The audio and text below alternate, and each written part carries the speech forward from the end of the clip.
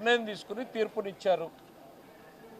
దాన్ని మీరు యాక్సెప్ట్ చేయండి. ఎస్, బాధాకరమైనటువంటి అంశం. అందుకనే మేము ఎక్కడ కూడా మీరు శాసనసభలోకి వచ్చినా పోయినా కూడా మేమేం మాట్లాడలే, చాలా హుందాగా వ్యవహరించాం. గతంలో చంద్రబాబు నాయుడు గారు మొట్టమొదటిసారి మాట్లాడే ప్రయత్నం చేస్తే ఒకసారి శాసనసభ వీడియోలు తెప్పించుకుని చూడండి, మీరు ఎంత హెకిల్ చేసేటువంటి ప్రయత్నం చేశారు. మీరు యాక్సెప్ట్ చేయండి. ప్రజల తీర్పు మీకు ప్రతిపక్ష హోదా ఇవ్వకూడదు అనేటువంటిది ఇచ్చారు. మీరు ఏదో నిన్న స్పీకర్ గారికి లెటర్ రాశారు, వాళ్ళు చూస్తున్న మీడియా మిత్రులు అడిగితే దాని మీద రెస్పాండ్ అవ్వాల్సి వస్తూ ఉంది.